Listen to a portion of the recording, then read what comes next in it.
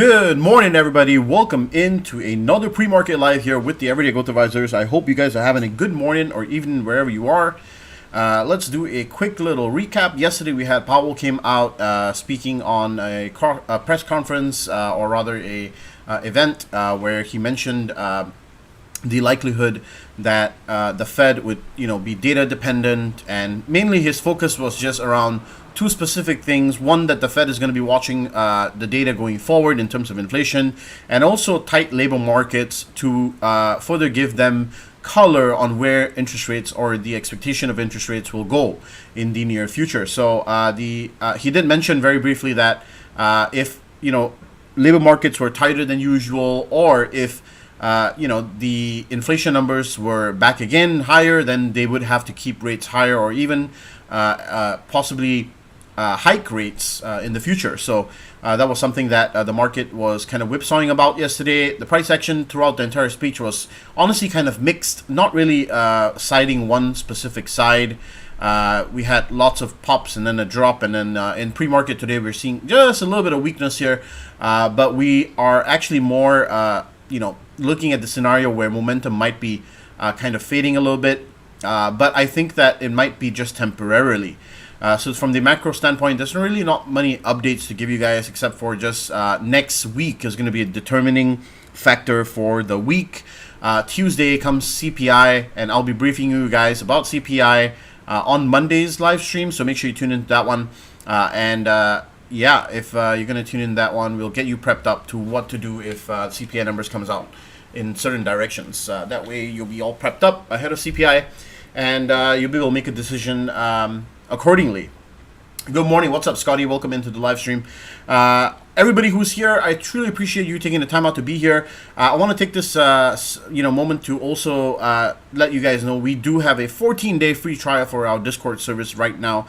If you want to take part and you want to be a part of the team for a 14-day period and trade live with us, you want to hear my voice through the market hours and kind of get guided by all of the plays that I take on a daily basis, you can now do so. I'm going to put the link for that in the chat so that you can actually join up. And also our newest course, the flagship course, EGA version 3.0, is now live. If you haven't checked that out yet, go head over to our website and click on the course button, and you will be able to check out the new course as well. I just wanted to mention that right off the bat. That's the link right there. I'm going to pin it for you guys so you can actually access it anytime. If you go down, you click, look under the Wolves section, which is our premium Discord service, you will be able to get a 14-day free trial with us and join the team today, because it's free. You don't lose anything by doing it. All right. Also, remember to smash that like button and subscribe if you haven't yet. The likes truly do help us to get this video to reach more people, and that we want to help more people to be prepped here pre-market so that you guys are better prepared.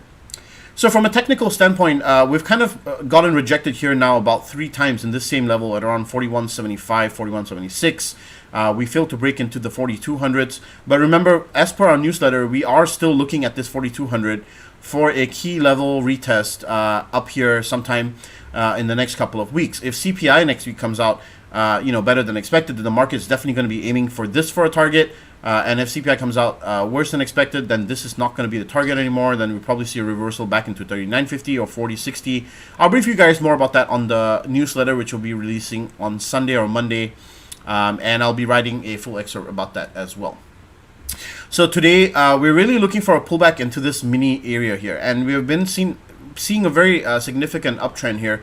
That has been really just bought on every single dip, and now we're starting to get a little bit of there was a high created here and then a lower high here. If we do pull back here, then we are likely to come down to retest the 4100 level, and then possibly squeeze sideways until we start to break down into this, or from this trend. So this could end up being a range for until CPI, which means that the next couple of days might end up moving sideways and choppy. And remember, as I always say, whenever the market gives you circumstances like this where we're just moving sideways and choppy, please save your money for a better day, right? Yesterday I only made one trade, and that was Nvidia, and I took 10% on it. for the week, I have barely taken any trades. This is probably the least I've traded this entire trading year so far. You can see up about $6,000 for the week only.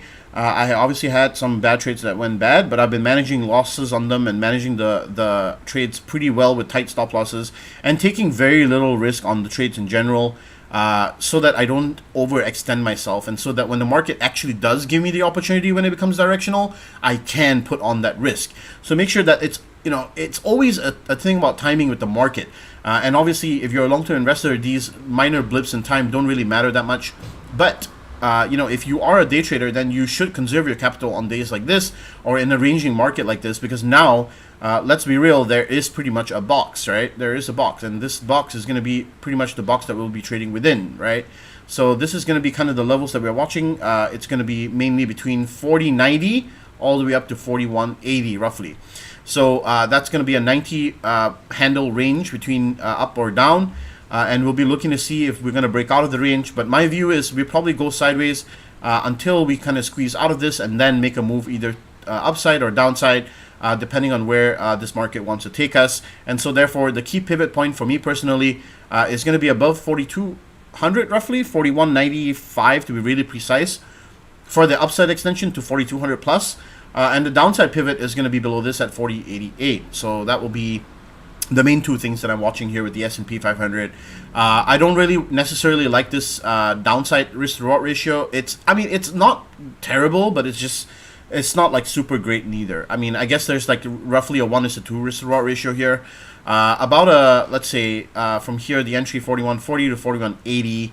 That's a $40 risk that you're taking on to make about roughly about 40. What is that, like? $50. So you have like a 1:1.1 or 1.2 risk to reward ratio upside downside scenario here. Until and unless you can really catch the opposite ends, it's not really a good risk to reward ratio setup to trade SPY or SPX in any way. That's what I'm trying to say here. Okay. With the Nasdaq, we have a similar looking chart, but not the same. Remember, very, very big uptrend on Nasdaq, and then the fail to break out from the key pivot for bulls at 12,788. And on the 4-hour chart, this is once again, it's ranging. We now have a box on here, which is going to range between these two levels here. And so, the break of the box is going to give us more kind of a scenario where we know where the price action is going to hit out. But right now, it does look like we're still in an uptrend, and I don't want to fight the trend as hard. So we'll be watching for Nasdaq to kind of move sideways here once again, and also eventually break above or break below, depending on where this momentum continues to kind of manifest itself. So with Nasdaq, I don't feel comfortable trading QQQ or Nasdaq as well. I will be waiting for further confirmation on this. Same thing goes for IWM, kind of a box, but this one has a broader range. But IWM has not been able to secure that higher low scenario. Actually, this is the weaker among all three of them, small mid caps, which has been pushing the rally down. And as the market breadth in terms of these small mid caps start to erode away, then we'll start to see weakness in this manifest in the S&P 500 at some point down the line. So I'm watching IWM very, very closely here for possible downside extension if we fail to retest this 196 or 198, which will form those higher lows, lower highs up in this range here for possible rejections to the downside. And so I'm watching that closely, and I'll be I'll keep you guys posted if I see something of developing here in this specific market here. Gold with the start of a downtrend, exhaustion gap, and then now we're looking for a possible pullback first to confirm if we indeed can get that move to where we want it to go. As of right now, we don't have that move confirmed, so we will not be taking anything short on gold, because the dollar index here as well spiking is going to erode away the pricing parity for gold. So that's the next thing we want to talk about here is the dollar index, which has had a pretty nice spike in the past couple of days. You would have expected this spike to actually cause mayhem for equities, but it actually didn't. And that's actually an interesting development, because the bond market also has been in a simple, just sideways movement, not really doing anything. And I believe that something is going to happen. There is a move coming. Because the bond market is not moving, and the dollar index has moved So there is definitely something being sniffed out by the bond market at this point. And we are seeing increasingly risk-on moves from certain sectors like semiconductors, which saw Nvidia break out yesterday. We saw some interesting flow for 230 expiry calls on Nvidia, for example, yesterday, and those were bought at very, very small premiums, but then you can see the stock is up significantly pre-market here. I'm also looking for Apple to consolidate here and move sideways. I think it will before it moves further down or for a pullback. And also a handful of stocks that are breaking out from their downtrends and like making new highs for that first pullback wave. So we're really seeing, in fact, this is a great entry here for a possible bullish swing on Amazon. After a first breakout here from this downtrend. You can see this is that first wave confirmation, second wave confirmation, and now on this bounce here would give us that two wave confirmation for the upside on Amazon for a possible bullish scenario trade here. And obviously we want to wait for that to cross over 107 or so, which is a key pivot, and also the 23.6 Fibonacci retracement for us to get that really confirmed move, and then we can play it up into the 115s, or we could even play this up into 120 if we get scaling right and get the position sizing right. The other one is Marvel Semiconductors. I've been watching this one pretty closely for the past couple of weeks. Has been kind of in a very broad downtrend for the longest time. And then now, it's starting to kind of see a little bit of a breakout here. If Marvel Semiconductors remains strong, I would be happy for this to kind of find a base above $47 and start building some demand in this area. I would be happy to take this to the upside. Obviously, there are some interim supplies at around 49.50 and also 50.6. That's pretty much two levels that I'll be looking at for rejections possibly. Also, some risk taking back in China. Baba saw a little bit of a pre-market move here to around for about 2% at for $2 roughly. I don't know if this is the moment that I want to buy the dip on China yet, but as I've projected, this could very well be a longer term dip to form this big inverse head and shoulders, which is forming here. This could be the right shoulder, this was the left, and this was the head. That means it would come all the way down here. Obviously, I'm not. This is just a projection. This is for purely entertainment purpose. But if that does work out the way that I think that it will work out, then it has quite a ways room down to go. The other level that can happen is around 97 to 100, and that's another key level that I'll be watching. Okay, usual tickers that people usually ask for. Tesla. This one saw a lot of bullish flow in the past couple of days of the week. We saw $200 calls being constantly swept up, and then 210s, 220s, 230s. We haven't seen the breakout yet, so we haven't been able to play this. Also, additionally, the IVs on the option chain. Make sure that you're really, really careful with this. One of the reasons why I've been not trading Tesla this past 1 to 2 weeks is because the implied volatility has been crazy off the chain. And I don't want to overpay for stuff. Remember, when IVs are high, everyone's piling into the same options. It's pointless to try and trade those. So, personally, I'll be staying away from it until the situation improves. And that's kind of the case with everything, to be honest. The implied volatility of certain option chains are really, really crazy right now. And greed is really setting in. And so we want to be careful with that kind of scenario because it opens up the doors for option sellers to come in and take opposing positions, which is going to ultimately lead to them rinsing the positional delta across the board. And we really, really want to be careful about that because then that creates that gamma exposure for us on the downside where we're trying to protect our position. So if you're trading an option chain that has high IV, I would avoid it. And that's all I have for you guys today. So if you have any things that you want me to, get sorted out for you, you want me to analyze something for you, go ahead, put in the comments right now so that I can, give you guys any feedback or, that's pretty much all I got in terms of the pre-market live today. If you have a question, post it in the chat right now, or a chart you want me to go through, post in the chat, and I'll get to it right now for the next couple minutes. If no one says anything, then we'll be done.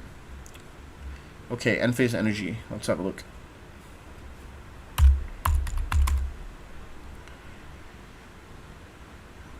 End phase energy. Ooh, very big move after earnings. Earnings came out yesterday.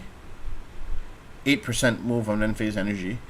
I'll be honest with you. After a stock goes through earnings, I don't like to trade it. Specifically because volatility will be very uncertain with it. So for right now, I think I would avoid this.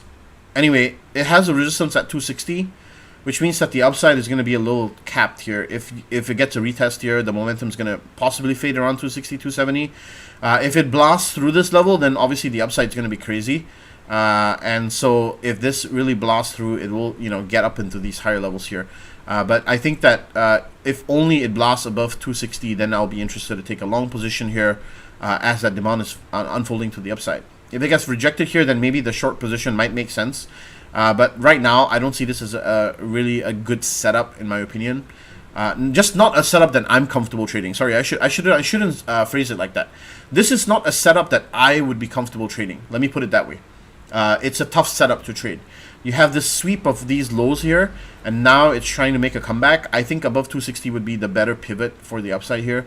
And since the stock is already up 8.55% pre-market, I think that the upside might be limited today. That's just my 2 cents on this. Nvidia broke above 215. Will it be worth trading? Personally, I'm not going to be touching Nvidia because the upside here is capped to around 226.80. There is this previous resistance in this area here. We can also look at where the volume profile is for this. So let me just pull that up real quick. You'll be able to see, I believe, yeah, so this area right here, right? You can see 227, 226 is going to be a volume node where a lot of rejections might possibly happen. It has been in the past anyway. This area here was an entire volume sweep. Above that, then comes 240. So if Nvidia continues to move strongly to the upside here, then you know you would see 220 as a potential rejection area around 226, I would say. That's what I have on my chart anyway. 226.80 is the level that I'm watching on Nvidia for a potential rejection. And if it gets there, then I might you know, look into possibly trading the downside instead of the upside if a pullback comes. So Scotty, that's what I'm looking at here. AI. What is AI? C3. Is this what you mean? AI to the upside. Oh boy. Ugh. Looks like a squeezed stock. It's less than 10 billion market cap. I would be really careful. Personally, I stay out of this kind of stuff. I don't like. I mean, I don't take setups that are like going like this. You know, I can tell it's a squeeze. That's for sure. So squeezes only result in short-term momentum like this. Now, I'm not saying it can't go higher. What I'm saying is I don't trade these setups. If you're looking for the upside momentum to continue, you have to look at the tape. This technicals in terms of the candlesticks are not going to tell you anything during a squeeze. You'll have to look at the level 2 data while the market is open and actually see if there are buyers willing to take the ask price for, you know, throughout the entire day and stay above, you know, this 24.59. Because if you start breaking below 24.59 and you start getting below 23.57, then that's going to send this thing all the way back down as people start to take profits. So that's my 2 cents on this. All right. So I would avoid trading these kinds of stuff. Just my personal, you know, bias. Walmart looks like a nice one though, with a possible double bottom. We'll see if we can get upside movement here. That might be a decent one to trade. I like setups that are easy to follow and manage risk on. This is a decent setup for the upside if you can manage your risk here, because the risk off comes around 138. You're looking at around a $2 to $3 stop loss, maybe even $4 if you really want to take into account market maker pressure. And the upside here is tremendous. You have easily like a $15 stop, a $15 upside possibly if you really play this all the way to the upside, maybe $14. So that's a nice trade. You know, you get that 1:3 or 1:2 risk to reward ratio here. That's a decent one. All right. I hope that you guys have a good trading day, and I hope that, you know, you manage your risk right. Remember, you can join the Discord for free for 14 days right now. Link is on the chat. Make sure you click on it. Join us. Join the live trading sessions. I guarantee you they're worth it. for 14 days and then decide if you want to actually be a part of the team. Apart from that, I wish you guys all the best for today's trading session. Keep your risk light until we get out of this box here. And yeah. How long will the 14 days be available? What do you mean, like the trial? I mean, it's available whenever you take it. It starts on the day that you start. So it will be available until the foreseeable future, till we, if we have, a lot of people join at the same time, then I'll probably, take it away for a little bit. As of right now, we're growing. It's a good amount of people, so.